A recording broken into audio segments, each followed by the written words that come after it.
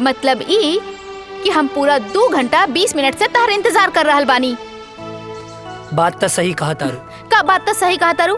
हाँ, left right करके तो हमार पैर दुखे लागल। पिराए लागल होई ना? हाँ, बहुत ज्यादा पिराता और पता ना कहाँ कहाँ पिराता। कहाँ पिराता? यहाँ यहाँ यहाँ और यहाँ यहाँ, अरे यहाँ पिराता।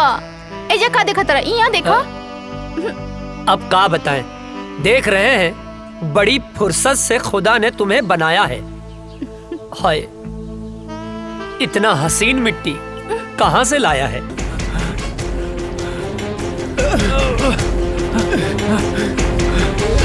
जल्दी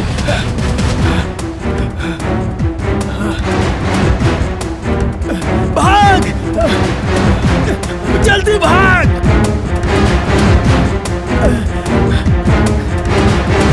भाग जल्दी, अबे भाग।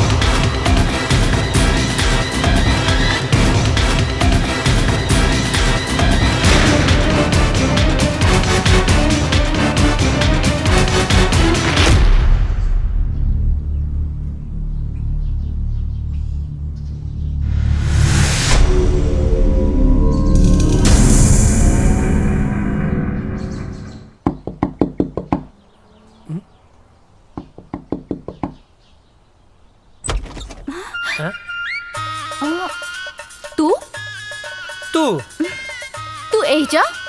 तू एजा? अरे लेकिन ये तो वर्मा चाचा के घर है ना? हाँ, उन्हीं के घर है। वो हमार बाबूजी हमें। अच्छा ठीक बा। हे, पैर पीछे ले। काहे? पहली दफे घरे आए लोग, दाहिना पैर आगे बढ़ावा ना। लेकिन अभी तक तो मिसेज अजय नहीं बनल। तब बन जाना, मना के कैले सा। हम तक कब से तैयार हैं। हमरा के इतना सस्ता में पटावल आसान नहीं खे। तो दहेज दे के ले आए, बाकी लायन जरूर। यही घर में गांठ बांध ला। अरे अजय बेटा के बाबूजी, ये आपसे ना मिले आयल बाड़ी। अरे तो तू एजा का खड़ा बाड़ा? अंदर आवा बेटा। अरे काजल बेटी, प्रणाम चाचा जी। खुश रहा। अरे भीतर आवा। ना वो तो बाबूजी आपके घरे बोलौले रहले ना। अच्छा? तो बस टाइम पे आ जाए, उहे बतावे खातिर आयल रहनी। हाँ ठीक बा, आ जाए। चल तनी, प्रणाम। खुश रहा। अरे रुका बेटी। हाँ। अरे बुड़बक्के बाड़े का? हाँ बाबूजी। का कहले? अरे ना बाबूजी। हाँ ठीक बा, जाओ काजल के घरे छोड़ के आवा, जाओ। चला। डरते तो हम अपने बाप से हैं। बाप ने परमिशन दे दिया तो क्या कहना। बैठा। चला। ये बच्चा मतीन कहाँ बैठल बाड़ू? जवान हो गई लू, जवान मतीन बैठा ना। ठीक से तो बैठल बानी। जवान हो गई लू, फीलिंग नहीं किया आवत का। ए तार ढेर ना होता का? लेके चले के बता, लेके चला ना तो हम जाता नहीं। ए देवता ऋषि मत यार, बैठा। हमार मतलब है कि ऐसे बैठा कि हमरो मजा आवे और गियर भी बदल जाए। ठीक बा चला। Thank you.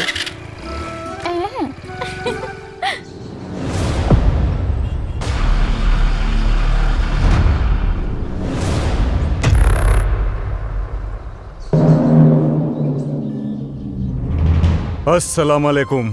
वालेकुम अस्सलाम। क्या खबर है? सारी तैयारियां हो चुकी हैं जनाब। इस बार हम लोग चूकेंगे नहीं, बस आपके हुक्म की देरी है।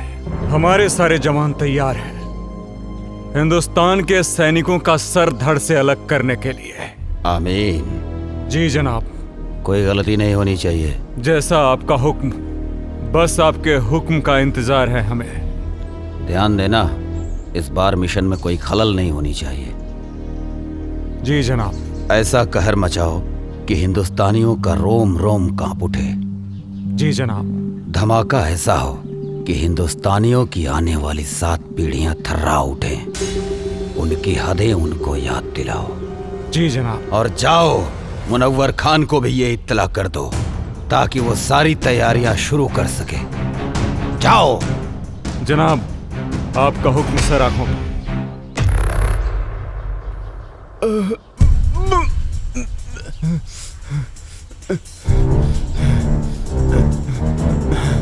सलाम जनाब।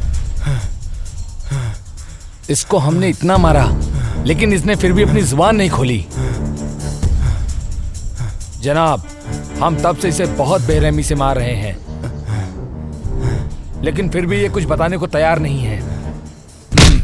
अबे सुन पाकिस्तानी पिल्ले, मेरी उम्र से क्या अंदाजा लगा रहा है बे?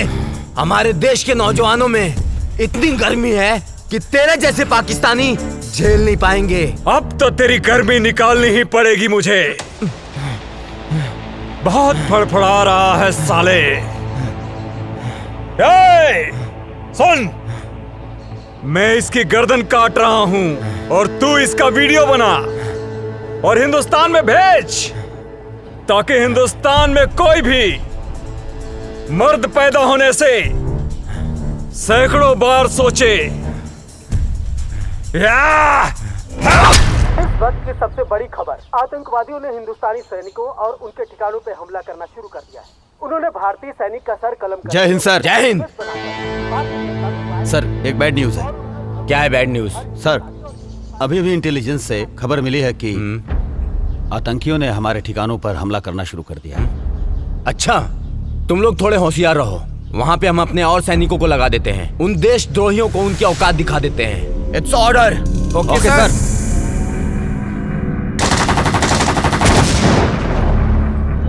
इस वक्त का सबसे ताजा खबर, आतंकवादियों ने हिंदुस्तानी सैनिकों और उनके ठिकानों पर हमला करना शुरू कर दिया है। उन्होंने एक भारतीय सैनिक का सर कलम करके उसका MMS बनाकर भारतीय जनता में वायरल कर दिया है और उन्होंने धमकी दी है कि हर हिंदुस्तानी और हिंदुस्तानी सैनिक का यही हाल करेंगे जब तक उन्हें उनका पूरा हक नहीं मिल जाता। सेना प्रमुख ने आर्मी को पूरी तरह अलर्ट रहने का आदेश दिया है। इस हमले का जिम्मेदार आतंकी संगठन प्रमुख अजहर पठान माना जाता है। अजहर पठान आतंकियों का मुख्य कमांडर है। जी हाँ दोस्तों, ये वही अजहर पठान है जिसका आज तक किसी ने चेहरा नहीं देखा है। देश दुनिया की सारी ताकतों ने इसे पकड़ने का पूरा जोर लगा दिया है लेकिन आज तक वो किसी के हाथ नहीं आया है। हाथ आने की बात तो दूर, किसी ने आज तक उसका चेहरा तक नहीं देखा है। सिर्फ लोगों में उसके नाम का खौफ है। अजहर पठान, अजहर पठान। अब देखते हैं हिंदुस्तानी सैनिक उनकी बुरी नजरों पर कैसे पानी फेरते हैं। आप बने रहिए हमारे साथ देश दुनिया की सारी खबरों के साथ।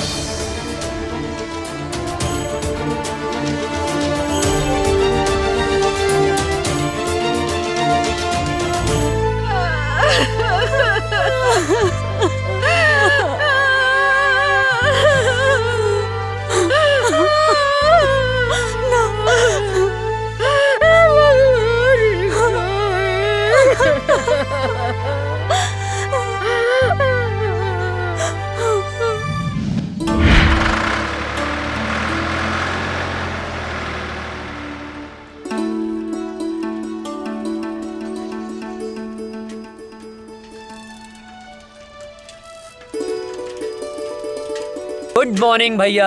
Good morning. ये साइकिल किस लिए? आप आगे आगे दौड़ेंगे, हम पीछे पीछे फॉलो करेंगे। अच्छा, ये साइकिल दीजिए तो। पर साइकिल का है। अरे दीजिए। लीजिए।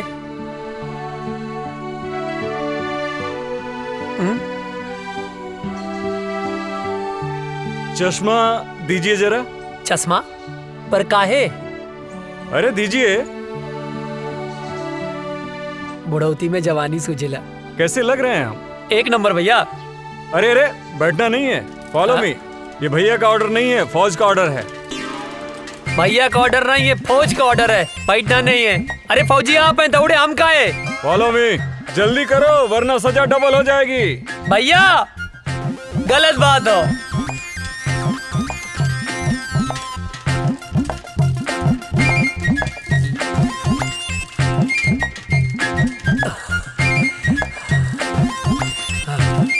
हम न दौड़ब ना, जा आगे, हम थक गए नहीं। दौड़ो उठ के। तू ही जा, हम ना जा। अरे उठ जा, क्या पता कब देश को तेरे जैसे जवान की जरूरत पड़ जाए। हमके देश के काम ना आवे क्यों, तू ही काम आवा। अरे पगले, शरीर में फुर्ती रहेगी, ताकत रहेगी तो कभी भी किसी भी समय किसी को भी झाड़ सकता है। गांव में हमसे केहू ना भिड़ेला, जे भिड़ेला पटक के चाप देला। हाँ। अच्छा ठीक है, उठ जा भाई। आओ बैठो, बेवकूफ कहीं का। लो चश्मा अपना दी। चल बैठ। हमार भैया।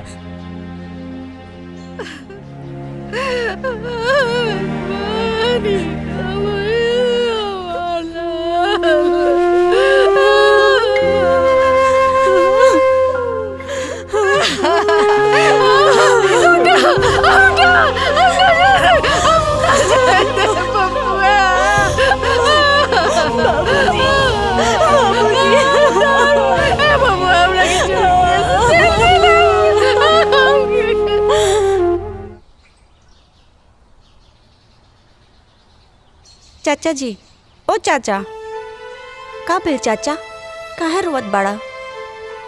पापा की याद आवत बा का? हमहू रोवत रहनी, लेकिन दादाजी मना कैलन। कहले हाँ कि पापा देश के दुश्मन से लड़े गए बाड़े। लेकिन चाचा, गांव वाले कहले हाँ कि पापा लौट के कबो ना आई हैं। का ई बात सच है? ना मुन्ना, पापा जरूर आई हैं, जरूर आई हैं। चल बेटा। हे भगवान, हमरा पीछे काहे उठा लेला? हमरा पीछे का खेले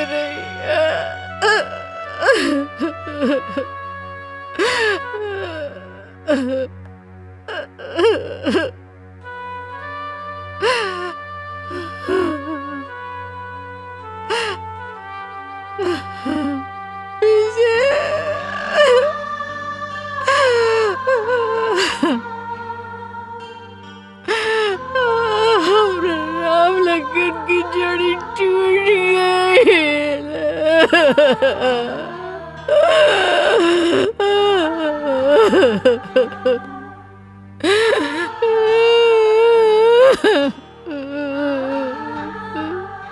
बेतरी नींद ना आवत रहे, तारा गोद में सो जाए। ये सब का हो गेल बबुआ, ये सब का हो गेल?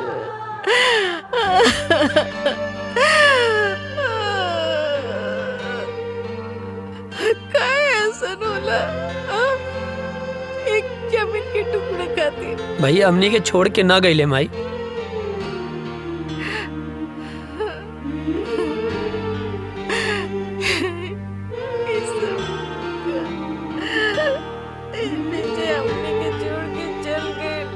ना, ना माई, भैया हमनी के छोड़ के ना गईले, वो तो हमनी के दिल में बाड़े। हमरे तोहरे ये पूरा देश के जनता के दिल में बाड़े माई। शहीद के शहादत पर ना आंसू ना बहावल जाला, तू आंसू मत बहावा।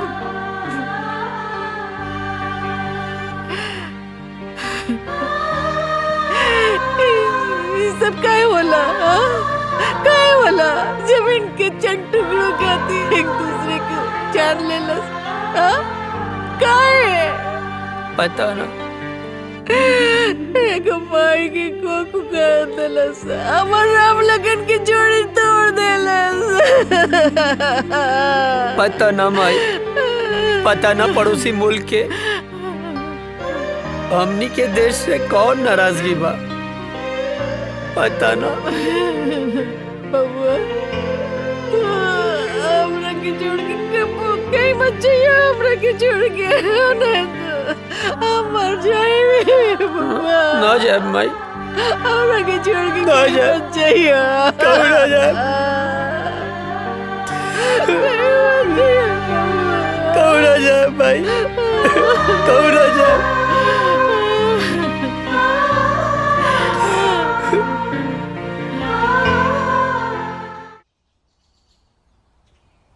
केहू बा चिट्ठी आयल हो, केहू बा चिट्ठी आयल हो। चिट्ठी आयल हो। हाँ आवतानी। हाय ली।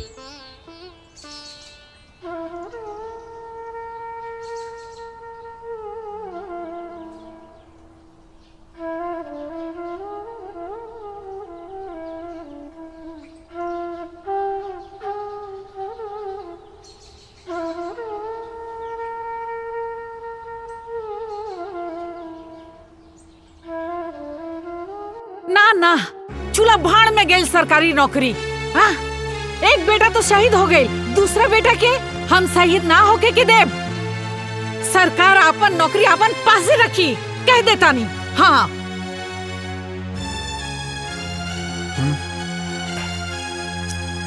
देखा बेटा, बात ऐसन बा कि विजय के शहीद होके के बाद भारत सरकार ओकरा जगह पे तोहके नौकरी देले बा। मगर हम नहीं के चाहत। हाँ, विजय शहीद हो गई, ओकर नौकरी अजय के मिलल। अगर अजय शहीद हो जाई तो हम का करब? बोली। अजय के माई, तोहरा दूगो बेटा बा, तब इतना सोच रहल बाड़ू। हाँ, अजय करी पूरा दुनिया माई बा, वो का सोचत हुई है? बोला, कहीं तहरा के भगवान 10 गो बेटा देले रहतन नु तो खुद हम भेज देती अपने भारत माता के रक्षा करे खातिर। बुझाइल? बात करा ताड़ू। माई बैठा। अरे बैठ। ए माई, बाबूजी ठीक कहा तारे। हमार मतलब है तू ठीक बोला तारो। तू केकर माई हवे बोल? बोले के पड़ी केकर माई है? तब बताओ ना केकर माई हवे। तोर माई है। आई धरती माई केकर माई हवे? हमरे नु ह। बाबूजी गलत कहाँ बोले? तोहरे रक्षा के जिम्मेदारी केकर है बाबूजी? तोहर। धरती माई के रक्षा के जिम्मेदारी केकर है? अरे तोहरे नु बा। माई मरब जी अब सब विधना के हाथ में है, और दुश्मन के लगे ऐसा कोनो गोली ना की तरह बेटा के सीना के पार कर जाओ। बिल्कुल। हाँ बिल्कुल ठीक। सोच मत, मार के आए मर के ना आए का बाबू? हाँ बिल्कुल ठीक। अब भूख लागल है, खाना देना। दे दा। देता नहीं। चलना।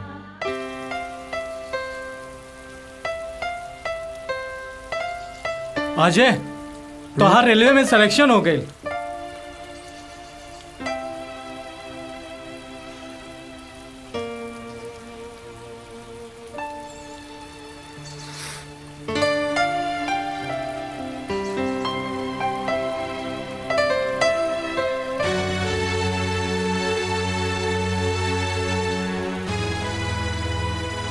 अब एकर कोनो मतलब ना, हम फौजी बनब। अरे ये तो बहुत अच्छा फैसला कैला। हाँ। लेकिन अजय, तू इतना उदास काहे हुआ?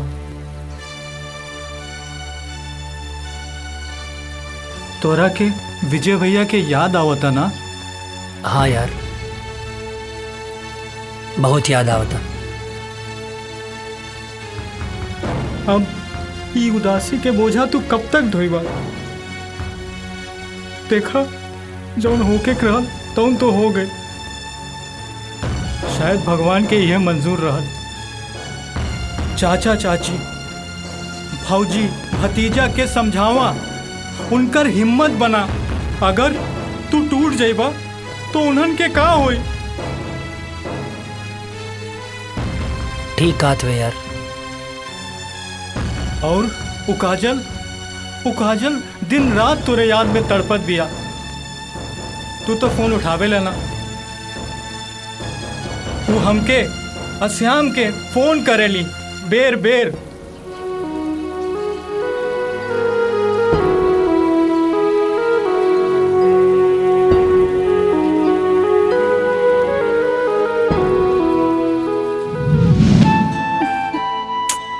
पता ना कहाँ रह गई ले।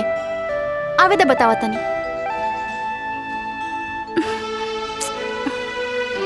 काजल आ गई नहीं? आहा, बहुत बड़ एहसान कर दिया ला आके। मतलब ई कि हम पूरा 2 घंटा 20 मिनट से तार इंतजार कर रहल बानी। बात तो सही कहा तारू। का बात तो सही कहा तारू? हाँ, लेफ्ट राइट करके तो हमार पैर दुखे लागल। पिराए लागल होई ना? हाँ, बहुत ज्यादा पिराता। और पता ना कहाँ कहाँ पिराता। कहाँ पिराता? यहाँ यहाँ और यहाँ। अरे यहाँ पिराता। एजा का देखा तरा? यहाँ देखा। अब का बताएं, देख रहे हैं बड़ी फुर्सत से खुदा ने तुम्हें बनाया है। हाय, इतना हसीन मिट्टी कहाँ से लाया है?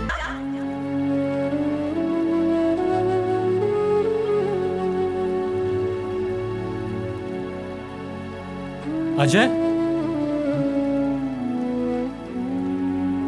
कहाँ खो गईला? कहीं ना। जाके एक बार काजल से भेंट कैला। ना करब। हम फौज में जाए खातिर माई बाबूजी के मना सकीले, पर काजल के ना मना पाई। कहीं काजल के प्यार हमार कमजोरी ना बन जाए।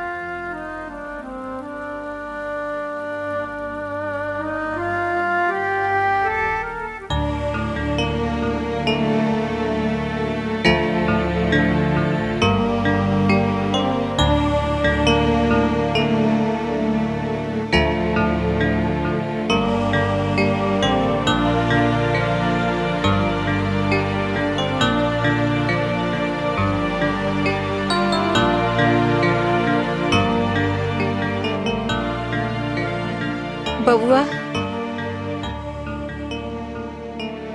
एक बार विचार कर ला। हम माई है ना? हाँ, हम अपन मन के ना समझा पाता नहीं। विजय के सदमा तो हम बर्दाश्त कर लेनी, लेकिन तो कि कुछ हो जाए तो हम ना बर्दाश्त कर सकब। तुमके तो खुश होके के चाहिए माई। हमके देश के सेवा करे के मौका मिलेल बा। अब ऐसे ताक के ना हमके ब्लैकमेल मत करा। खुशी खुशी भेज ना यार।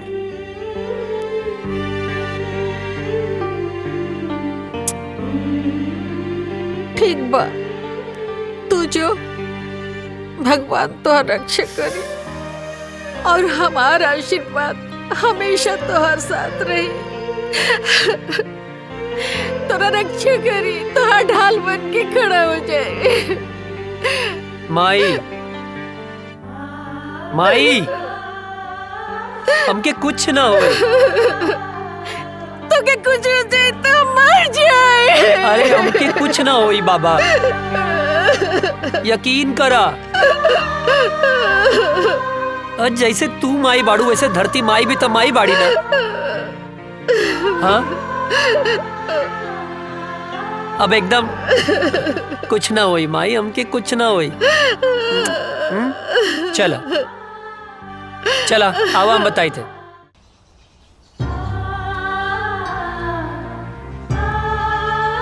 खुश रहें बाबू।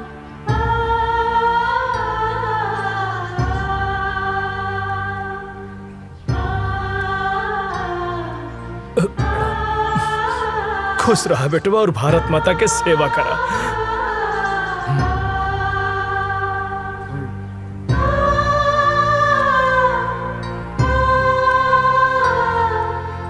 माई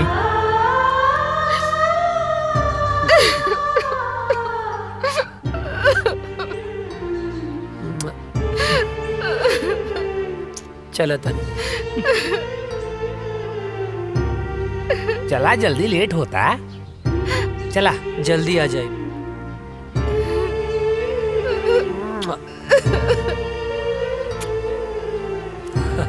चलो श्याम चला। चाचू जय हिंद। जय हिंद।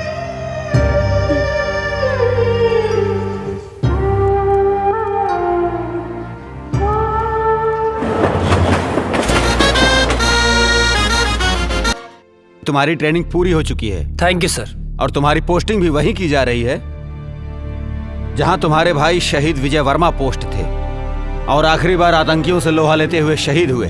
अब तुम्हें देश की रक्षा के साथ साथ अपने भाई का भी बदला लेना है। Thank you sir, it's my pleasure sir. और मुझे पूरा यकीन है कि तुम भी पूरी जाबाजी और दिलेरी के साथ माँ भारती के दुश्मनों को उनकी औकात बताओगे सर। और हाँ, ड्यूटी ज्वाइन करने से पहले छुट्टी दी जाती है। जाओ अपनी फैमिली के साथ एंजॉय करो। Thank you sir, thank you so much सर। सर जय हिंद। प्रणाम बाबूजी। खुश रहा का हाल बा बेटा? बाबूजी ट्रेनिंग पूरा हो गई। तो बहुत बढ़िया बात। और खुशी के बात ही बा कि कुछ दिन खातिर हम घरे आवतानी। अरे ये तो बहुत ही खुशी के बात बा। माई कहाँ बाड़ी? कहीं गई बाड़ी। बाबूजी बोला ना। ना रह दा, आके बताएं। ठीक। जी बाबूजी प्रणाम। खुश रहा। अरे विजय के माई, विजय के माई, अरे जल्दी एक लोटा पानी लेके आवा, बहुत बड़ खुशखबरी बा। जल्दी आवा, जल्दी आवा।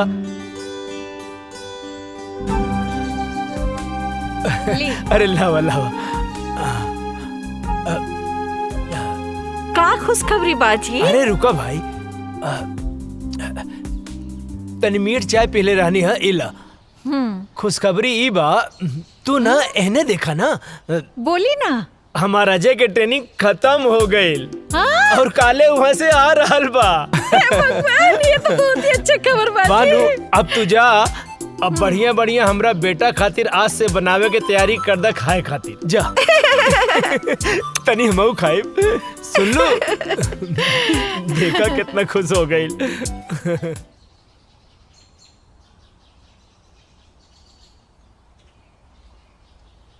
माई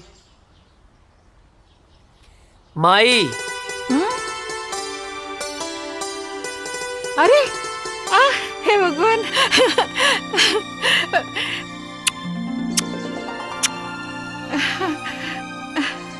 अरे अरे ये का एकदम एकदम सुखा कैसे गेल बड़ा? वहाँ कोनो प्रॉब्लम रहेगा? हाँ माई, बहुत बड़ प्रॉब्लम रहे। का? जॉन पराठवा तू हमरा खातिर भेजत रहलू ना, वो हमार दुष्ट सूबेदार रस्तवे में खा लेत रहे। हट बदमाश। अरे हमार शेर बेटा आ गई। वाह। अरे अजय के माई, खुश रहा खुश रहा। हाँ बेटा, हमार शेर आ गई। अजय के माई। हाँ जी। चीता के जाने लू? वो का होला? वो होला सबसे दूबर। हाँ? बाकी एक बात सुन ला, सबसे आगे उहे रहेला, जैसे कि हमार बेटा। चाचा हमारा खातिर कर ले लह। तोहरे लिए। श्याम। हाँ दे। इला। अरे भाई, हम पाकिस्तानी ना ही, सब पाकिस्तानी लोग का दाय करिए कर हा। पप्पी। अभी ना इधर। यार भी। हाय शाबाश। इले। कितना सा? तहु तो इतना सा बाड़े, जब बड़ हो जाइबे ऐसन वर्दी पा जाइबे। त तोहरों के बड़गन मिल जाई का बाबूजी? एकदम बिल्कुल ठीक। जा खेला। जब बना गाँव के शेर तू। और बाबूजी आप ठीक बानी ना? हाँ। अरे यार, राजा दशरथ और कौशल्या माता और राम की मिलाप हो गई है तब तो चल के कुछ काम काज कर लिहल जाओ भाई साहब। ई का बगत रहे छोटन? हाँ चाचा कुछ काम है ना जो यार अजय का काम? आप काहे मारत अरे रहा? चाची कुछ जरूरी पर आज कौन काम है?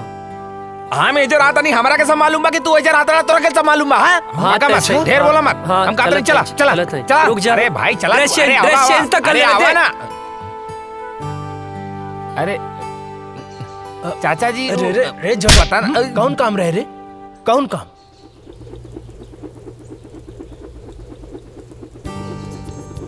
अरे ई ससुरवा सुतल बा, काम बन जाई। यस।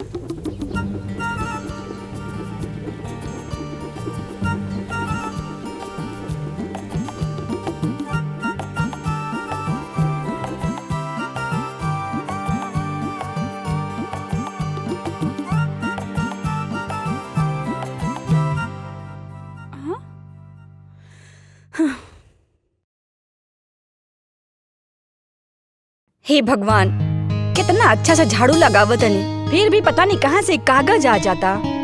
हवा भी तो ना चलता।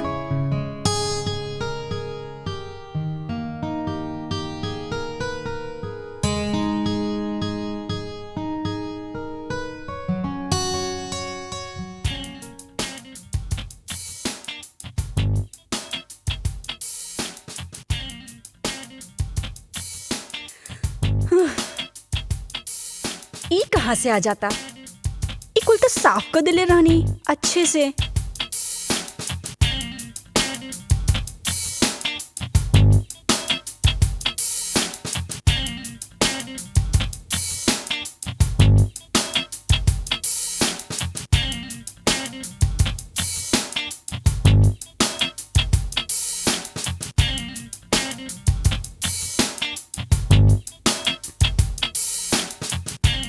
अरे रे, हम बानी हम।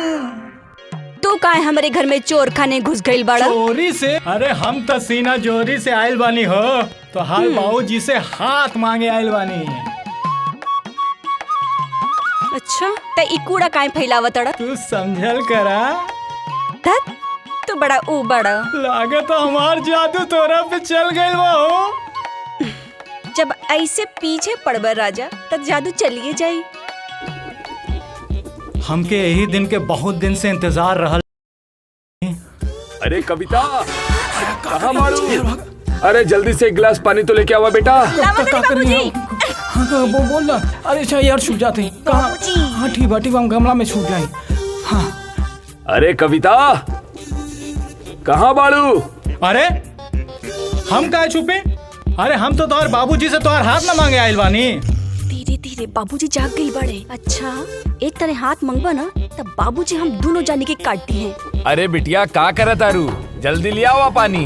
तू चिंता ना करा, हम तो और बाबूजी के समझा ना ले। हाँ अच्छा बाबूजी के समझा ले बा। अरे बात के समझो। एगो आदमी ना घर में घुस आइल रहे और बाबूजी ओकरा के ना मार मार के आज वो टूटल टांग लेके बाजारे में भीख मांगता। का बात करा तू? हाँ। टूटल टांग?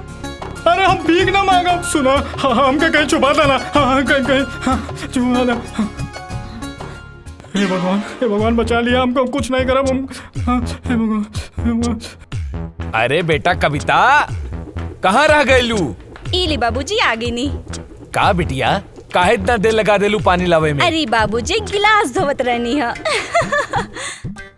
अरे बाप रे, इतना सुंदर लड़की के ऐसा राक्षस ऐसा बाप। हे भगवान बचा लिया। अरे हम 100 किलो के लड्डू चढ़ा दे, प्लीज हमके बचा लिया। हमारे हाथ पैर टूटे वाला बा। हम भगवान हम कबो पीछा नहीं करब। भगवान बचा ला। हम जिंदा हमके बचा ला भगवान बचा ला।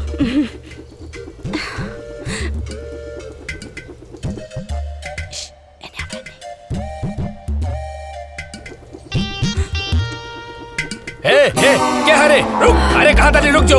अरे कहाँ भागा था रुक। अरे कहाँ तानी रुक जो। अरे के बड़ा। अरे कहाँ चल भाग के रुक जो। बाप रे पकड़ ले। कहाँ भाग अरे तोर इतना हिम्मत, हाँ? हमारा घर में घुस गई ले, गलती हो गई, इतना हिम्मत, हमके माफ कर दे। चल तोहरा क्या भाई हम तो से का कहत रही ना, हमके दांते कटलस। हे भगवान, कल्याण के रक्षा करी हो, आपका करी। रुका, कहाँ भाग के जाइबा तू? रुक जो, हम तोहरा के छोड़म ना। कहाँ भाग के जाइबे? रुक, अब बताओ तानी।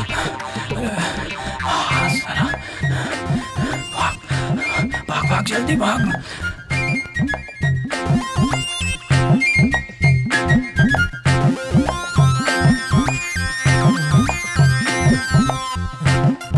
लगता भाग गए।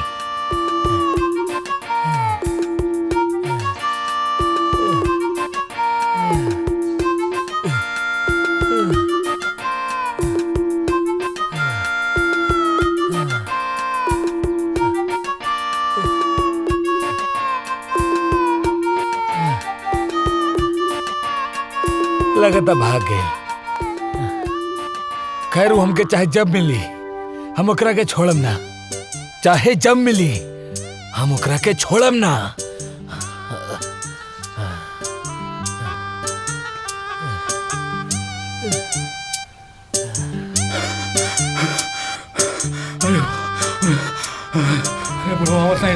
अरे अरे रुक बे, कहाँ थे बे तुम? तुम्हारे चक्कर में हम सारा गांव घूम लिए बे। अरे राम कहानी बाद में बताए, पहले घर चलो। पहले बताओ कहाँ थे बे, नहीं तो चढ़ा देंगे। अरे यार चला ना यार।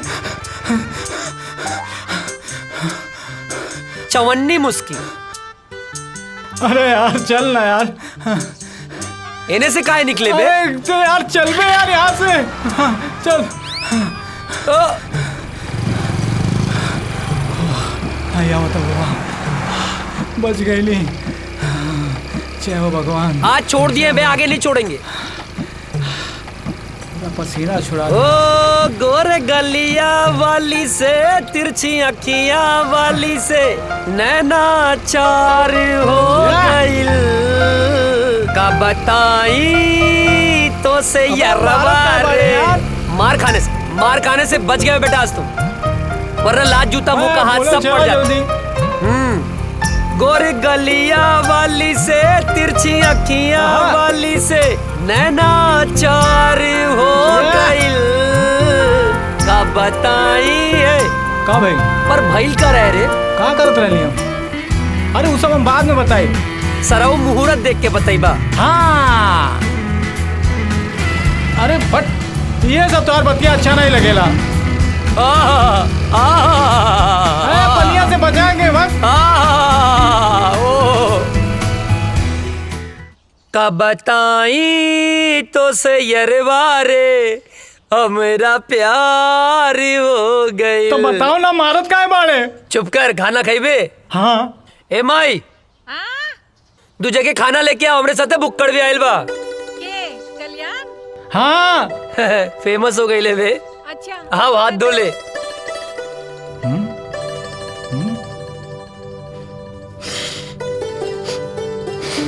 ए हाँ जाके हाथ धो। अरे हमार हाथ तो साफ बा। साफ बा? सलून के पानी कितना दिन में बदले ले? जबले कीड़ा ना पड़ेला। अबे गंदा हो रहा, जाके हाथ धो। जाता ही। एक बार कुकुर के पूंछ सीधा हो सकेले, बाकी तू ना।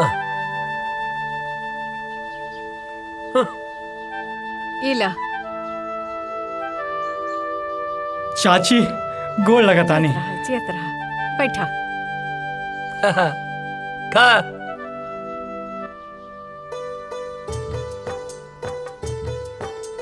ए चाची, हम तो ठीक बानी, बाकी हमार बड़की भौजी कहाँ बानी?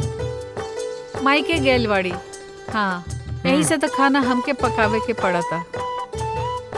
तनी अजय के समझावा, हाँ जल्दी से ब्याह कर ले।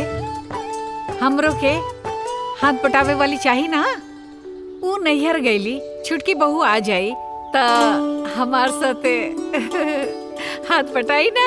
हाँ और नहीं तो का, और वैसे भी बुढ़ापा में काम कहाँ पावेला। ढेर ना होता नहीं बहाव के रोक। गति के धीमा कर। हाँ हाँ हाँ। ओकरा के काहे धमकावा ताड़े? हाँ, हम सब बुझी ले। अरे हमार माई यार ड्यूटी और ब्यूटी, नौकरी मिलते ही बियाह कर ले। नौकरी मिलते ब्याह कर ले। हर चीज के एगो टाइम होला। अरे तो हम कवन बुढ़ाता नहीं। हाँ, कहाँ बुढ़ाता हूँ मैं? आई, चुप कर। माँ, आज ये तोर बाबूजी से हम बात करता नहीं, तोर ब्याह खत्म। माई, चुप। खाना खो, हम पानी लेके आवता नहीं। सब तोरे वजह से भइल बा। अरे बढ़िया तो बा। अरे फौजी बनने से पहले फौजी मिल जाए। अरे सराउ, जिंदगी गर्द मत करा। अरे तब प्यार से बोलना। बहाव के रोक, गति के धीमा कर।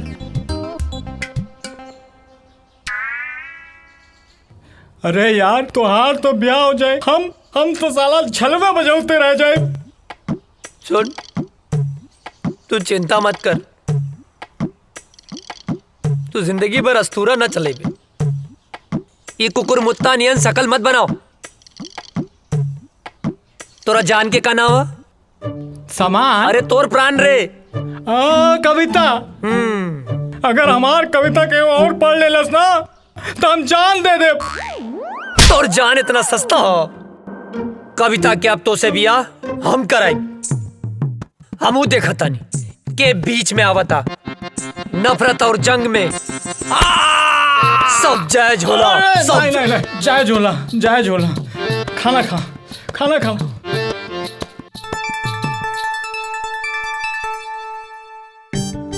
तू चिंता मत करिए।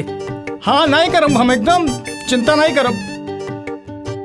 माई, अरे पानी देना यार। सुना बिटिया, हाँ बाबूजी। हम जाता नहीं कुछ काम से। हाँ। हाँ, थोड़ा ध्यान रखिए। हाँ ठीक बा बाबूजी।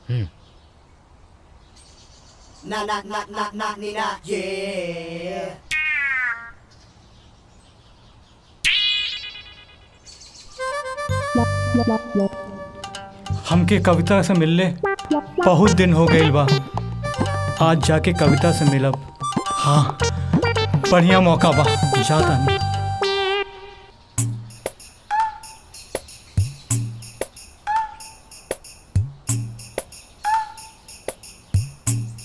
तू इतना दिन बाद? कविता, ये बात सही बा। हम तोहार बाबूजी से डराइला, लेकिन यहो बात सच बा कि हम तोहरे बिना जी ना सकेंगे। आज हम एगो फैसला कर ले बानी कि हम जियब चाहे मरब, लेकिन ब्याह तोहरे संगे करब। कल्याण, तू हमरा से इतना प्यार करेला? हाँ, अपने जान से भी ज्यादा।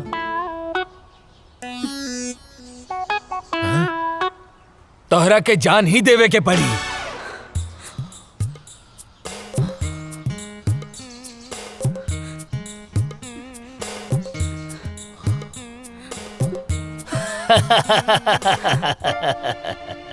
प्यार भी करेला और डर भी लगेला।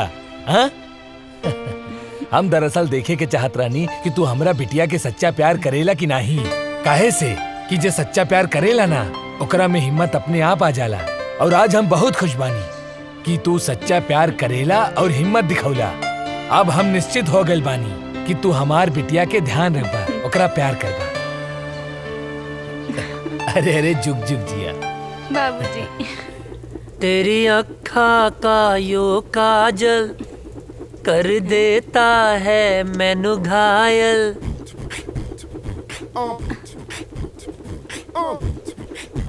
कहा रे, हेने आओ। छोटा पटाखा बड़ा धमाका। हाँ? भाग यहाँ से, भाग। अरे बबुआ, जेकरा खातिर इतना फीट फाट होत बड़ा ना, तारा बाबूजी ओकरा बाबूजी से मिलके बात पक्का करे खातिर गइल बाड़े। हाँ? सच्ची माई? हम जाना तानी तोहार जान कहाँ अटकल बा। अरे अजय के माई, अजय के रिश्ता पक्का हो गई। हाँ अब सुना तू एक बात कान खोल के सुन ला। दिग्विजय सिंह फौजी के बेटा के बियाह हट तनी घर के बढ़िया से एकदम जगमगा दिया। हाँ ताकि लोग आए देखें देखते रह जाए। ठीक ना? हाँ ना बेटा? हाँ बाबूजी। हाँ ठीक बा। Thank you Mai. Thank you बाबूजी। तेरी आँखा का यो काजल कर देता है मैनू पागल। नर नर नर नर नर।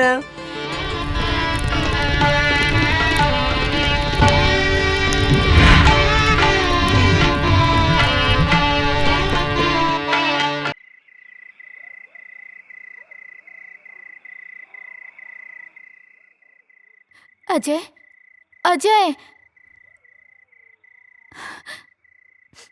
ए काजल का भइल काहे रोवत तारू? तारा के लेवे खातिर कुछ जवान लोग आइल बाड़े। वो काहे बदे? वो लोग कहते रे कि ऊपर से ऑर्डर बा तारा के जाए के पड़ी। ए पगली एहर देखा। अरे तय में इतना रोवे के कौन बात बा? ऑर्डरे नु आइल ह। हम फौजी हैं। जब जब ऑर्डर आई हमके देश के रक्षा खातिर जाए के पड़ी। आई तो हमार फर्ज है।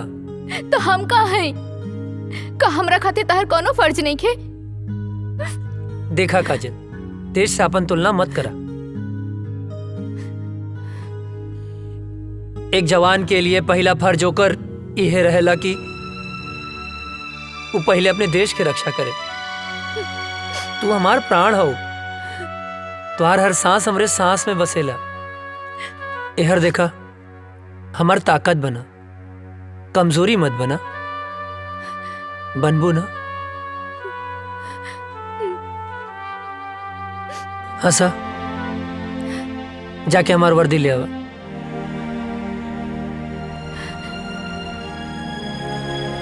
पगली कहीं के।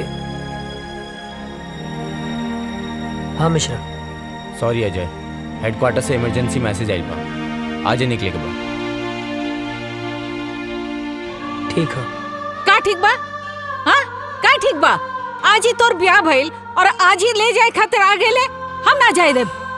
माई बात के समझल कर, इमरजेंसी मैसेज है। ना ना हम ऐसा ना होके देब। अरे हमरा कटला से भी ना कटी। बाबूजी समझावा माई के। आज हिंदुस्तान के तरह बेटा के जरूरत बा। समझाई ना बाबूजी? का समझाई? अजय के माई जेकर बेटा फौज में होला ओकर माई बाप के करेजा पे पत्थर रखे के पड़ेला। हंस के विदा करा बेटा के, हंस के घर वापस आई। समझल कर माई। हम फौजी हैं। हर बात पे रोल धोल ठीक ना होला। चला विशाल। अजय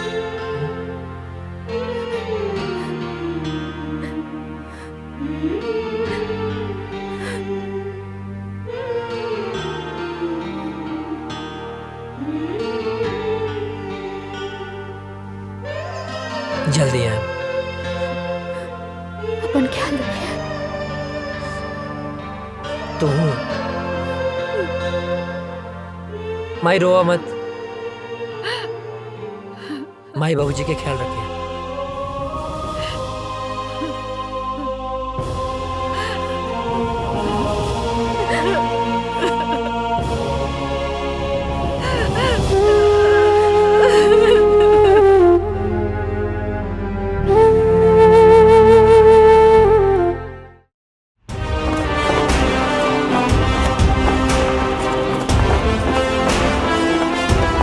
गांव का सफर कैसा रहा अजय? बहुत अच्छा सर। माँ और बाबूजी सब ठीक हैं? एकदम बढ़िया सर। चलो ठीक है, साइन करो और आज से ड्यूटी ज्वाइन सर।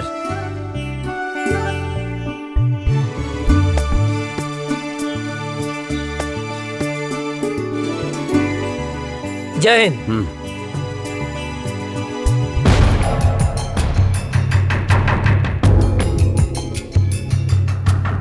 डाउन। सर अचानक इमरजेंसी मीटिंग बुलाने का मकसद? अभी अभी गुप्त सूत्रों से पता चला है कि ये पाकिस्तानी आतंकवादी हमारे देश के खिलाफ साजिश कर रहे हैं। सर वो घुस चुके हैं तो पकड़े भी जाएंगे सर। और वो एक बड़े प्लान के साथ गुजरात, राजस्थान और कश्मीर के भीड़ भाड़ वाले इलाके में बमबारी करने वाले हैं। बहुत जल्द वो लोग उस प्लान को अंजाम देने वाले हैं। वो किसी भी हद तक जा सकते हैं जी। और आश्चर्य की बात यह है कि हमारे देश के ही कुछ लोग उनकी हेल्प कर रहे हैं। हमें चौकन्ना रहना होगा। वो हमारे देश के किसी भी कोने में हमला कर सकते हैं, तो हमें उन्हें किसी भी प्रकार से रोकना होगा। अजय सर, तुम पूरी तरह से अभी अलर्ट हो जाओ। सर। राम सिंह, तुम ऐसा करो, सीमा से सटे जंगल के इलाके में बटालियन के लिए सारी व्यवस्था उपलब्ध कराओ। जय हिंद सर।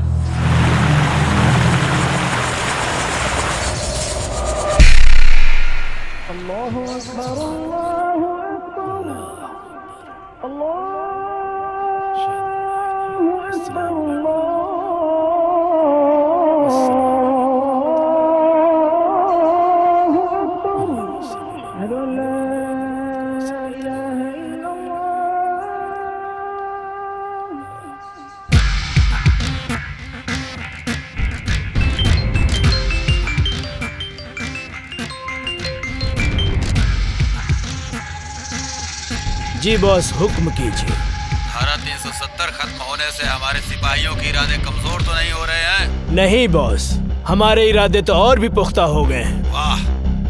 कश्मीर हमारा था, हमारा है, हमारा ही रहेगा। इंशाअल्लाह। इंशाअल्लाह। आगाज तो उन्होंने किया था, खत्म हम करेंगे। बहुत खूब, आमीन।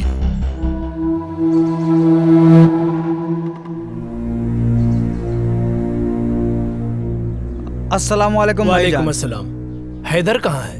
आ रहा है। सलाम वालेकुम भाईजान। वालेकुम अस्सलाम। हैदर। हाँ भाईजान। क्या हाल समाचार है?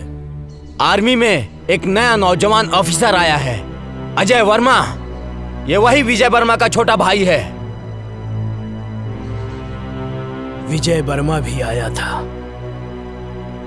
हमारे मंसूबे पर पानी फेरने के लिए। उसको तो हमने जहन्नुम में पहुंचा दिया।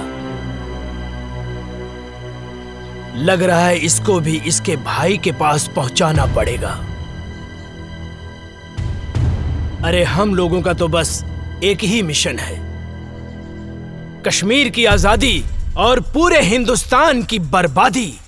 और इन हिंदुस्तानियों को हमारी ताकत का एहसास होना चाहिए। कश्मीर पाकिस्तान का पाक हिस्सा था जो हमसे धोखे से छीन लिया। हमारे शरीर में खून नहीं, बारूद है, बारूद। जो हमसे टकराएगा उसके चिथड़े उड़ जाएंगे। हमारे जीने का मकसद है कश्मीर की आजादी। नारे तकबीर, अल्लाहू अकबर। नारे तकबीर, नारे तकबीर, अल्लाहू अकबर।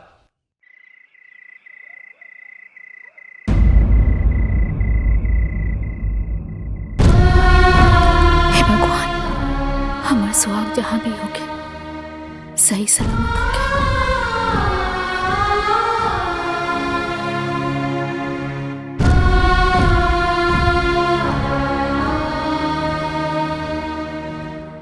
हे देवी मैया, हमारे बेटा की हिम्मत और हौसला दी।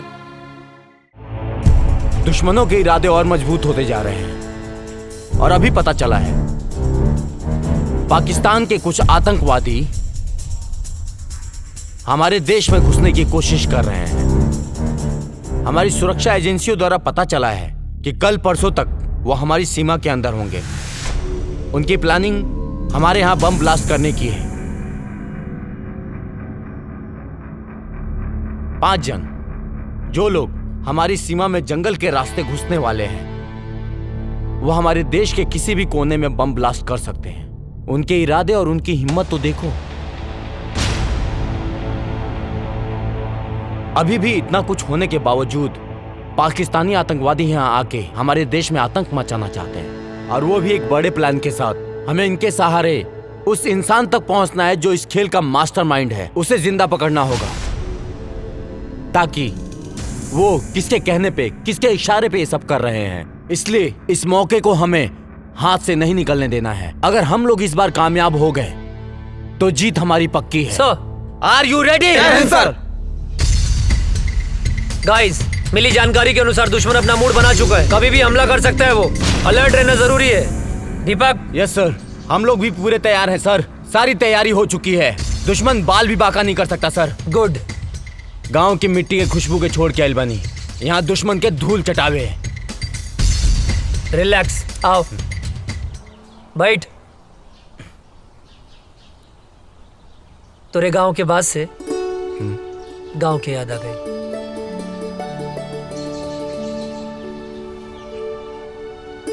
भाभी के फोटो का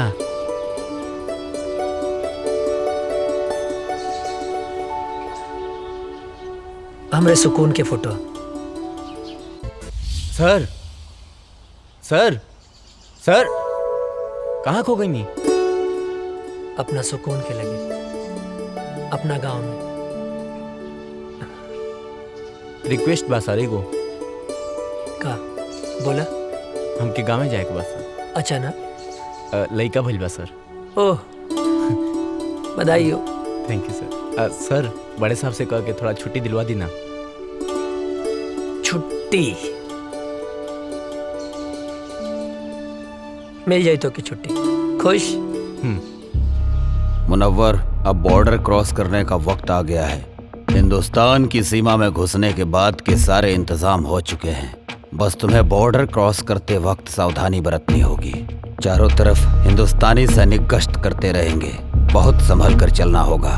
हिंदुस्तान में हमारे लोग तुम्हारा इंतजार कर रहे हैं, बस तुम्हारे वहां पहुंचने की देरी है।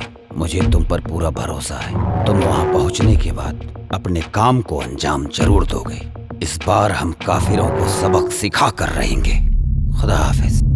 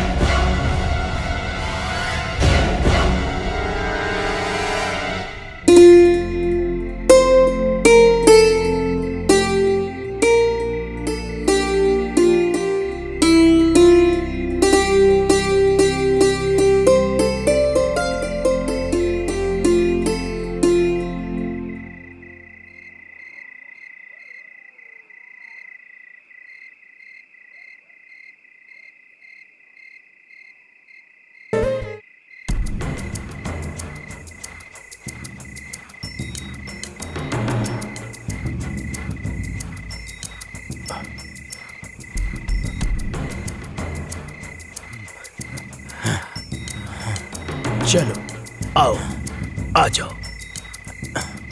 यहाँ से 5 किलोमीटर दूर हमारे लिए गाड़ी खड़ी है। यहाँ से वहां तक जाना है और कुछ दिन हिंदुस्तान में रुकना है। हम अपने मिशन को कामयाब बनाएंगे, समझे? आओ। जी।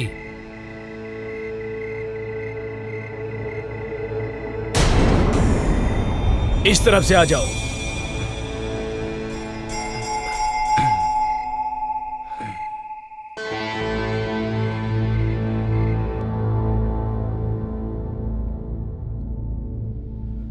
रुक जाओ। अब यहाँ से ना 500 मीटर दूर हिंदुस्तान की सीमा शुरू हो रही है। हमारी सीमा यहीं खत्म होती है और वहां पे हमारे लोग हैं वहाँ जाने के बाद हम अपने लोगों के साथ मिल जाएंगे। आप लोगों को संभल कर चलना है, धीरे से, ठीक है?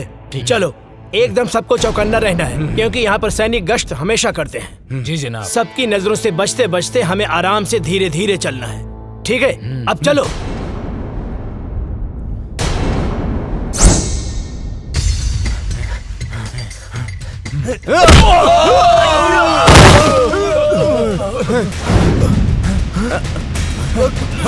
कहाँ गया? किधर गया? किधर गया? कौन है? कहाँ गया? किधर गया? चलो। जी जनाब।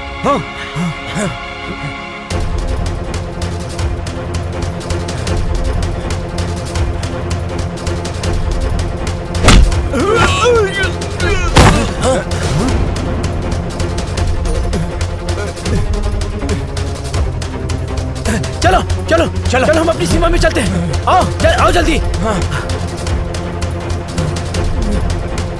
भूत भूत भूत, छोड़ो हमें, छोड़ो हमें। ये मेरा तौबा, मेरा अल्लाह का तौबा, मेरे बाबा का तौबा। तू छोड़ दे मुझे, मैं कभी हिंदुस्तान में नहीं आऊंगा। अरे फौजी,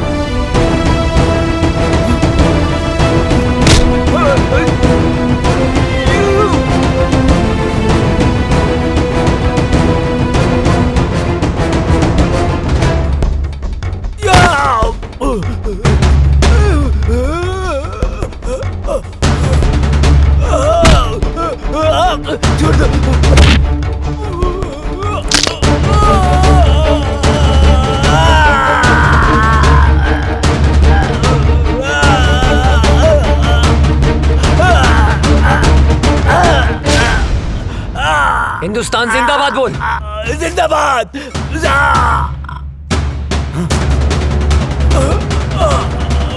ना तुम लोगों का ईमान है, ना तुम लोगों का धर्म।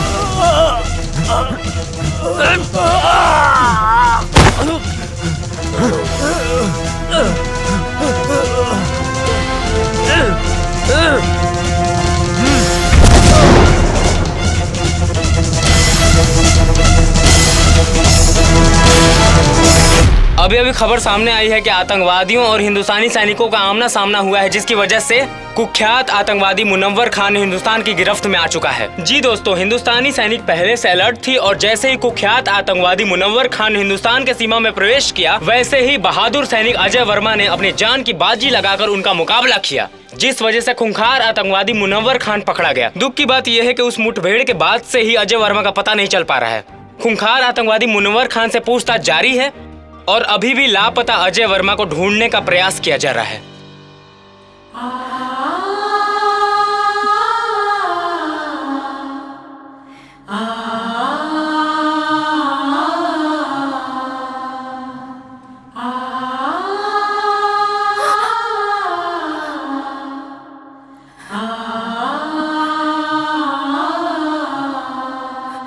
हे भगवान, हम सुहाग की रक्षा करिए।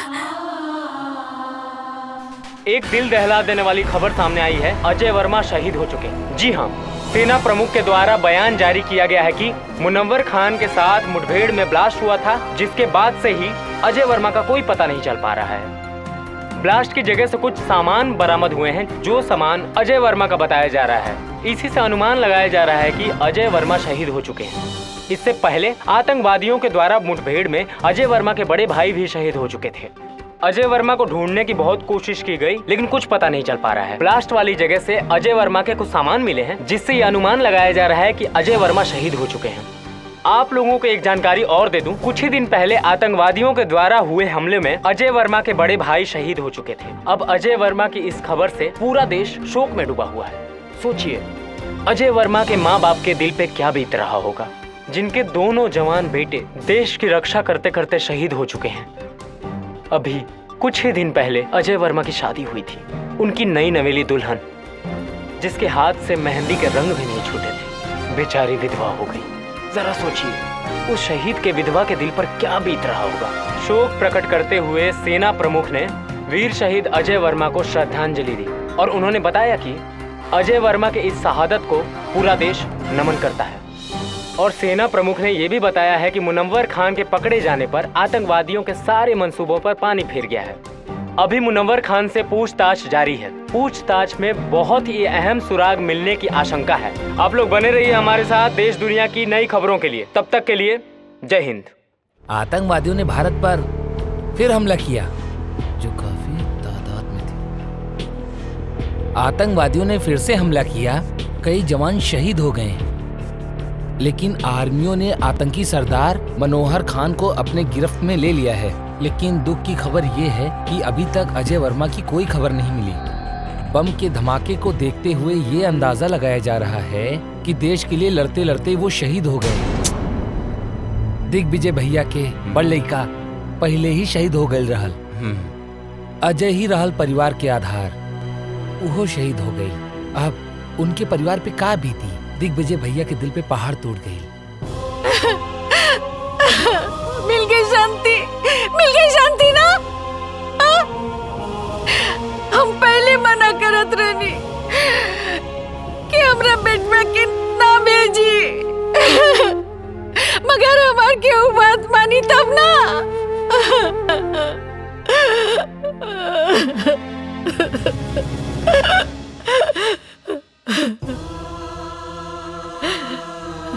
भाई हमारे बेटा के लाश खेता दिखा दो।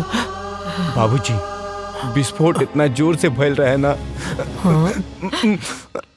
अजय के कुछ भी पता ना चलल।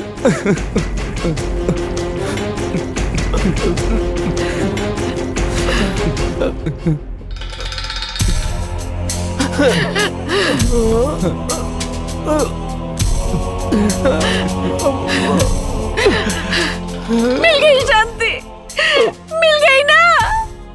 हमार बंस के आखिरी दिया बुझ गई।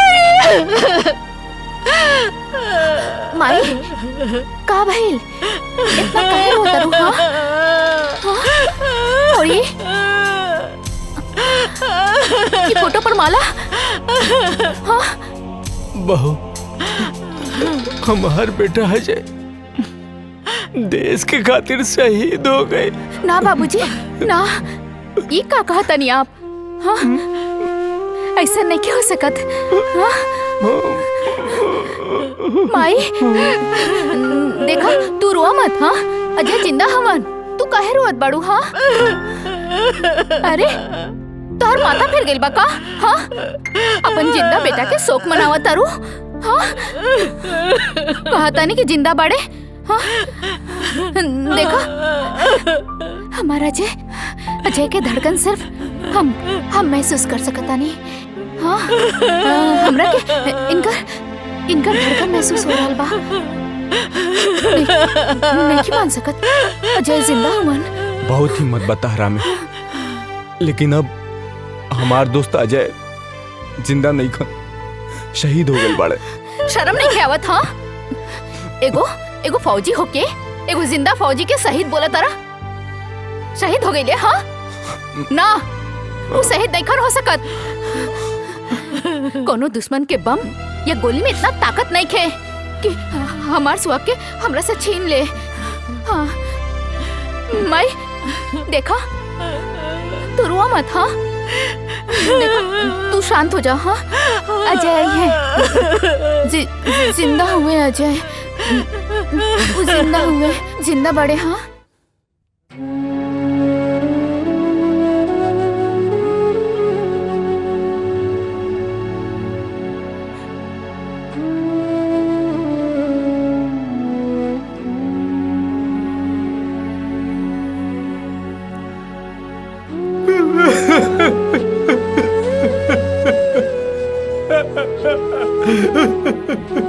अजय भैया आतंकवादी हमला में शहीद हो गए। कल्याण मत रो, काहे कि ये भगवान की मंजूर रहे। भगवान इतना निर्दयी कैसे हो सकेले? चाची रो रो के पागल हो रहे मालिक। और काजल मौसी के तो पता ही नहीं भाई कि उनके सुहाग उजड़ गई। भगवान इतना निर्दयी कैसे हो सकेले, कैसे हो सकेले। अरे श्याम क्या करता ना? श्याम, अरे अंधेरा में कौन पढ़ाई करता ना बेटा? ए श्याम, अरे मचिसिया भाई ना काजनी कहाँ धैले बा?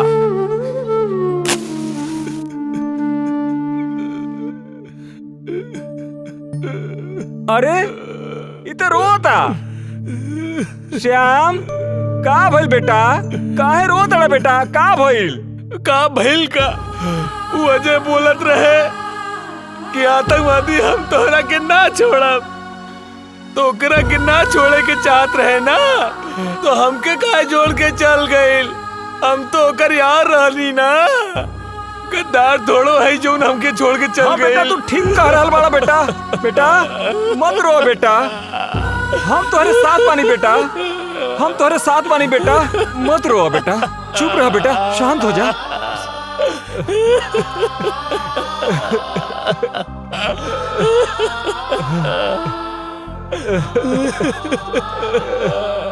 चुप हो जा बेटा, चुप हो जा बेटा, बेटा चुप हो जा बेटा, चुप रहा बेटा, चुप हो जा बेटा।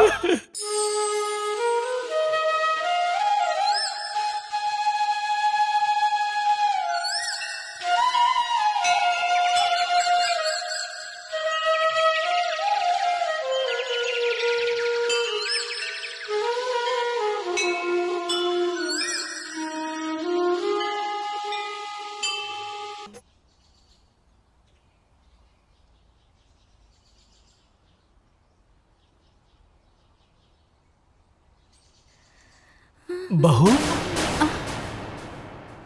ई तू का कर रहा बाड़ू बहू?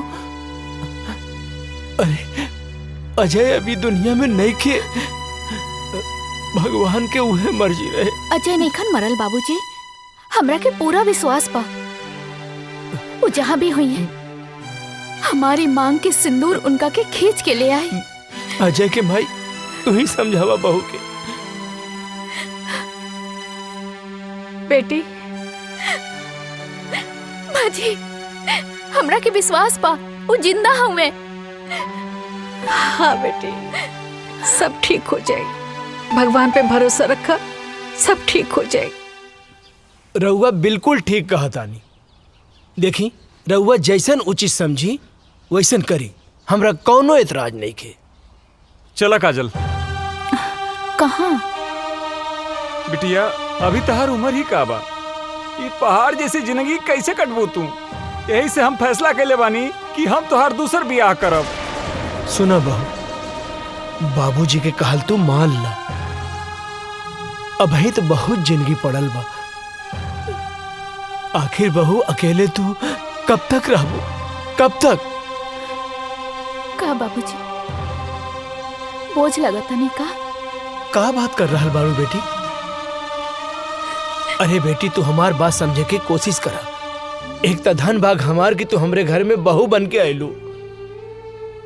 हम कोनो आँख के काजल ना है कि आंसू के साथ बह जाई। अजय के नाम में हम अपन रूह, धड़कन सब कुछ कर देले बानी। हम अपन अंतिम सांस ले उनका इंतजार करब। हमार बात समझे की कोशिश करा।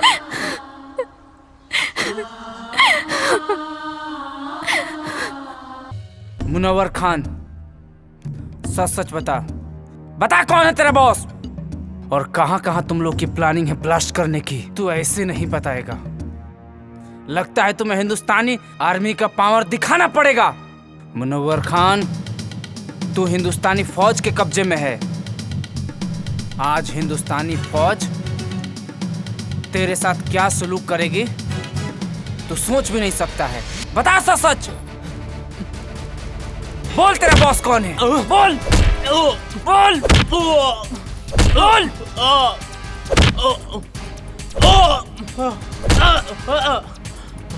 बोल कौन है बॉस तेरा? ए फौजी, तू ना चाहे मेरी जान ले लेगा ना, तो भी नहीं बता सकता मैं, समझा? मैं कुछ नहीं बता सकता, मैं मर जाऊंगा लेकिन नहीं बता सकता, समझा? तू ऐसे नहीं मानेगा, तुझे 3rd डिग्री देना ही पड़ेगा।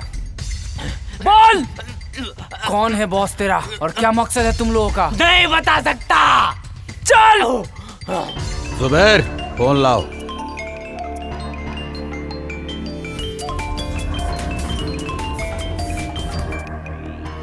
अजहर। जी जनाब। उन्होंने मुनव्वर खान को गिरफ्तार करके हमारे लोगों में और उबाल भर दिया है। जी जनाब। अब हम उन्हें उनकी औकात दिखा कर रहेंगे, उन्हें एक पल भी नहीं बख्श सकते हम। अब हमें खौलते हुए खून से नहीं, ठंडे दिमाग से काम लेना होगा। अजय वर्मा और उसका भाई हमारे ही किए हुए हमले में शहीद हुए थे। जी जनाब। दोनों भाई हिंदुस्तान और हिंदुस्तानी मीडिया के लिए हीरो हैं। अब हमें लोगों के इस इमोशन को अपना हथियार बनाकर मुनव्वर खान को छुड़ाना पड़ेगा। जी जनाब। हम उसकी माँ को किडनैप करके पाकिस्तान लाएंगे और फिर हिंदुस्तान की फौज और सरकार को जी जनाब अपनी इज्जत बचाने के लिए मुनव्वर खान को छोड़ना ही पड़ेगा, नहीं तो लोग सड़कों पर आ जाएंगे। सलाम अलैकुम।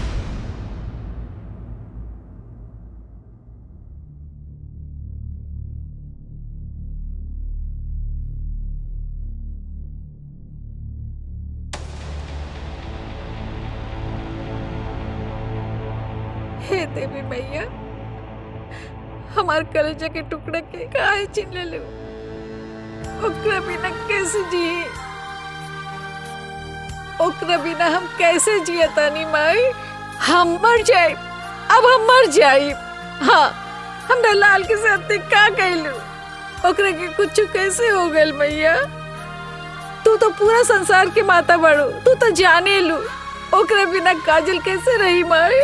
हमरा परिवार के पुकार तू सुन सकेलू ना माई? हाँ, तू तो जाने लो, ओकरे बिना हम ना रह सकब, ओकरे के कुछ कैसे हो गए? हम मर जाए, हम मर जाए, हम ओकरे बिना ना रह सकब, हमार बच्चे के लौटा दी माई। तू तो माई बड़ू, हमो माई है, हमार दिल के टुकड़े के लौटा दी।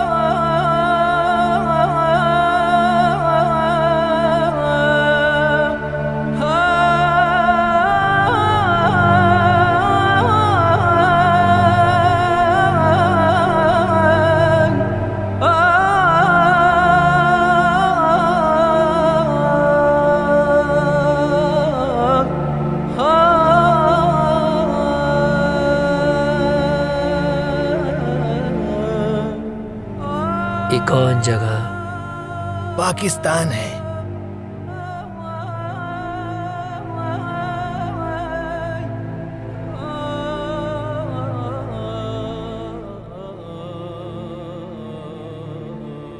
हम यहाँ कैसे हैं? कल मैं जंगल गया हुआ था तो वहां पर मैंने देखा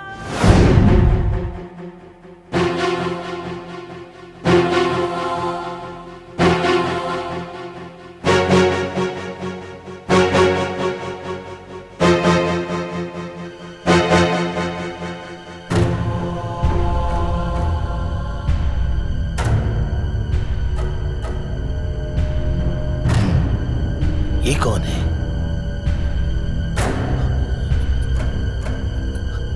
ये तो ऐसा लगता है जैसे हिंदुस्तानी है। ये फौजी लगता है।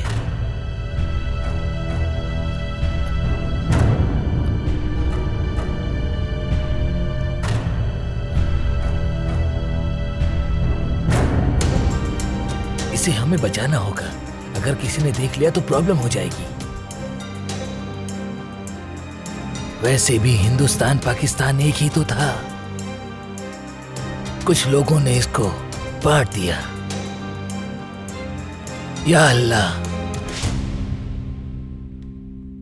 6 महीना बाद भी हमके होश आ गए। अबले हम जिंदा हैं। जरूर कोनो खास मकसद है। हमरे वतन के साथ साथ हमार माई और काजल भी हमारे इंतजार करत हुई हैं। हमके जल्द से जल्द अपने वतन लौटे के पड़ी।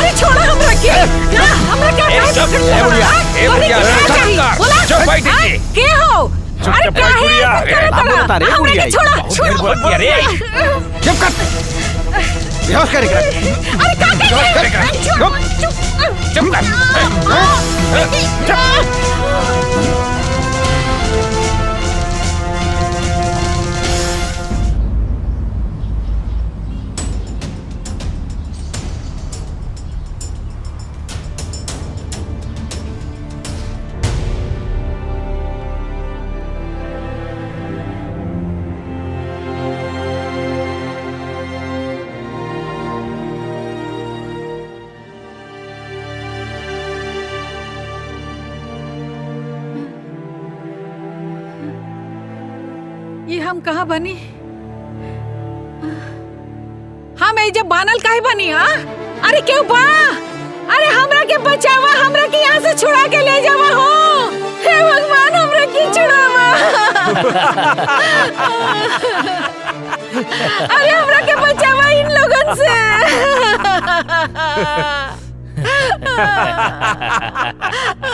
क्या रे, क्या बड़ा तू लोग? काहे के हमरा के यहाँ ले आल बड़ा? का कहने वाली तोरी के? चुप बुढ़िया। बताता हूँ कि तुझे क्यों लाया हूँ यहाँ। तुम्हारे दोनों बेटों को अपने आदमियों से मरवाया था मैंने।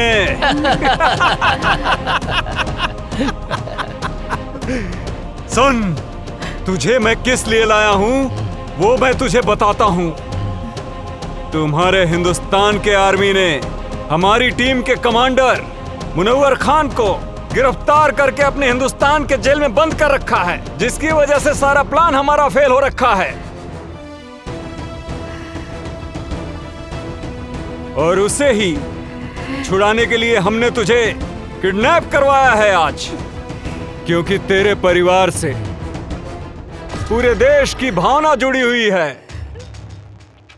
ये बुढ़िया सुन, अगर 24 घंटे के अंदर अंदर मुनव्वर खान को हिंदुस्तान सरकार ने नहीं छोड़ा तो हम तुम्हारे साथ जो करेंगे ना, उसे देखकर सारे हिंदुस्तानियों की रूह कांप जाएगी। और अभी 24 घंटे होने में कुछ ही समय बाकी है।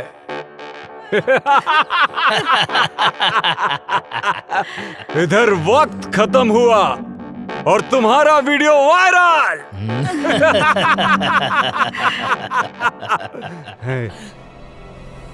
और उधर सरकार के खिलाफ जनता का विरोध,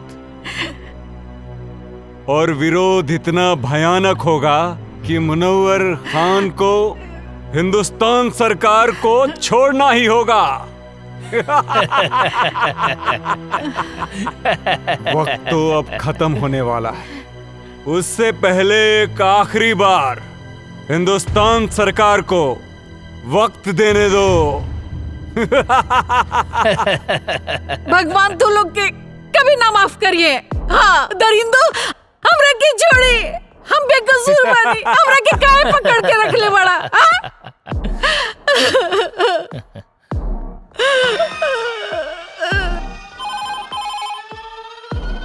हेलो, कौन? कैप्टन, क्या हुआ? कब छोड़ रहे हो मुनव्वर खान को?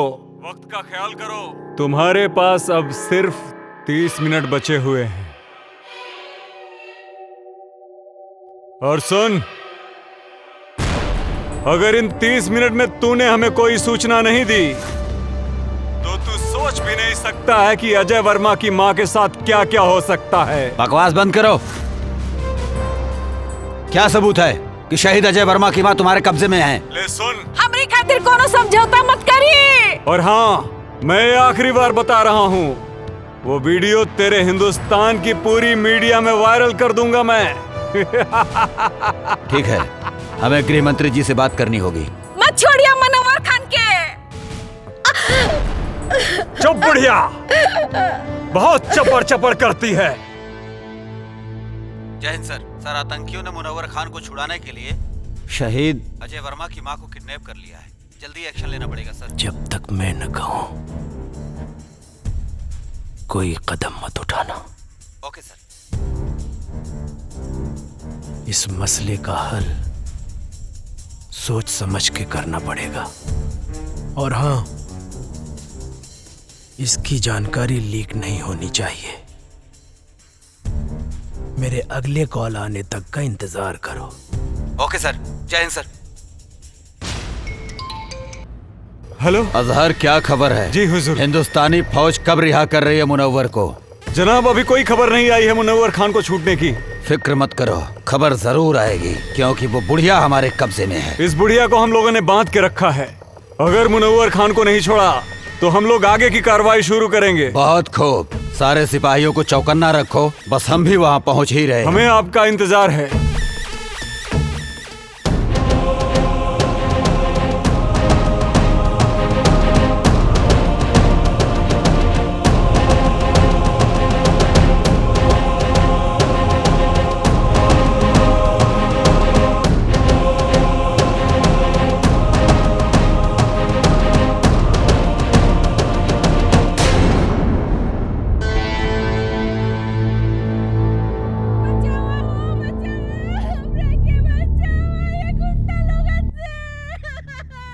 इ तो कोनो लड़की की आवाज लागत बा।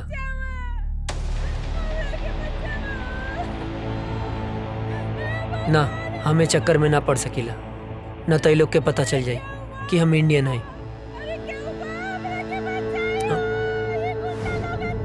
लागत है ज्यादा मुसीबत में बड़ी। का करी भगवान?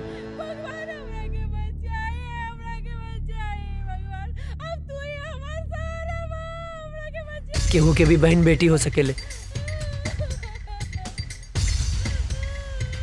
ओकर रक्षा करब हमार फर्ज है, हमार फर्ज है। हमरा मदद करे, हमरा के बचाए। इतना माई बड़ी, हमरा के बांध के रखल बा, हमरा के बचाए।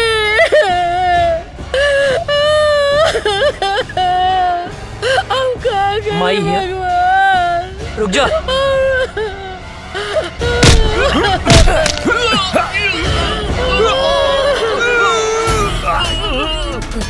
अजय! अजय! बाबा जिंदा बना! भगवान! लाख लाख शुक्र है, हमारे बच्चे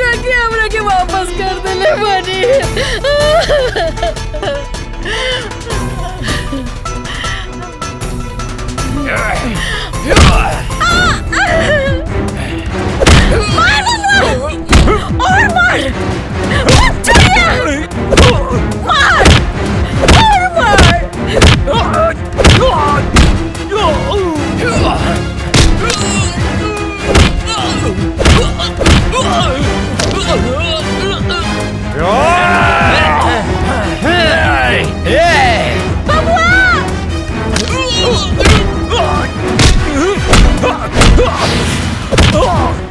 विजय के ये लोग मर ले रहे हैं बबुआ।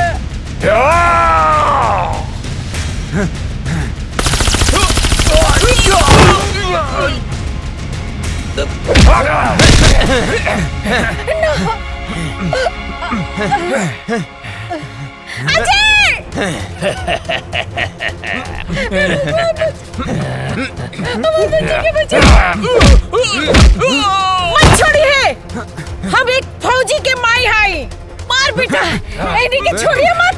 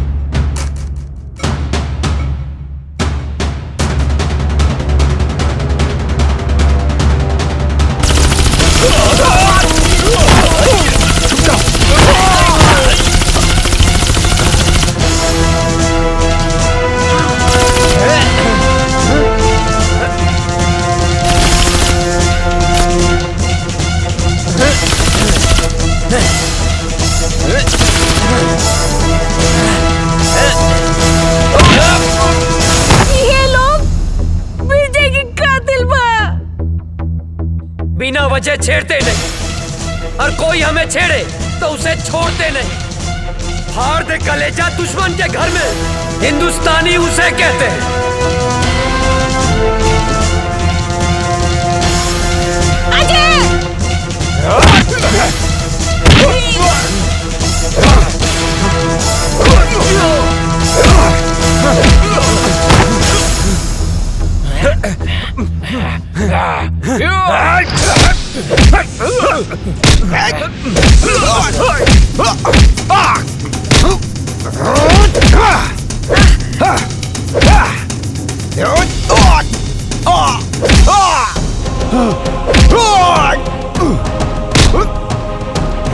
जब हम तुम्हें नहीं छेड़ते तो तुम क्यों छेड़ते हो? कश्मीर क्यों नहीं छोड़ते? कश्मीर हमारा है। तुम एक मुनव्वर मारोगे तो 100 मुनव्वर पैदा होंगे। तुम एक मुनव्वर मारोगे तो लाख पैदा होंगे। लाख!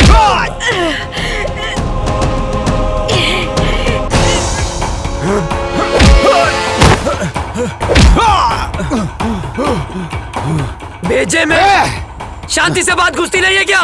ए काफिर, तेरा भाई भी आया था यहाँ, मैंने मारा उसे, वो भी बम से उड़ा के, समझा?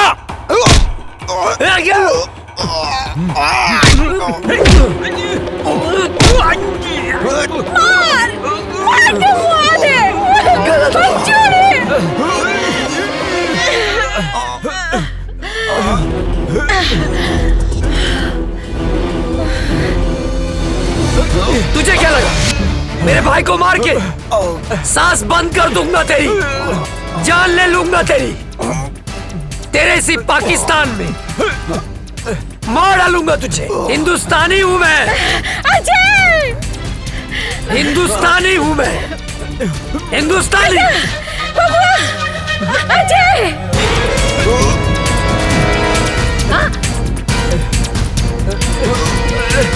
बेटा,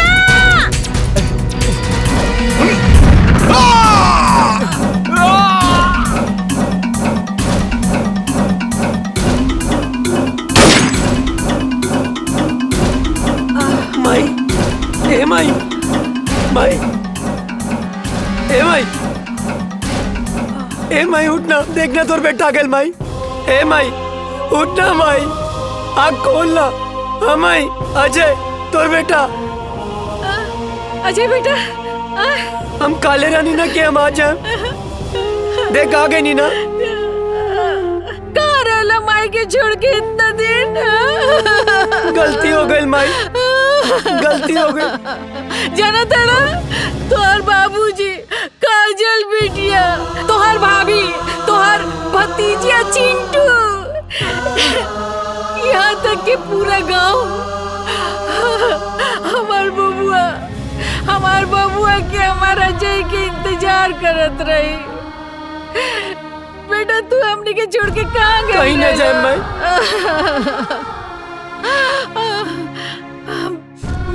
चला चला घर चला। हाँ माई। काजल बिटिया तो हर इंतजार चला करत उठा। रही। जना तड़ा। मेरा भारत महान, जय हिंद, जय भारत।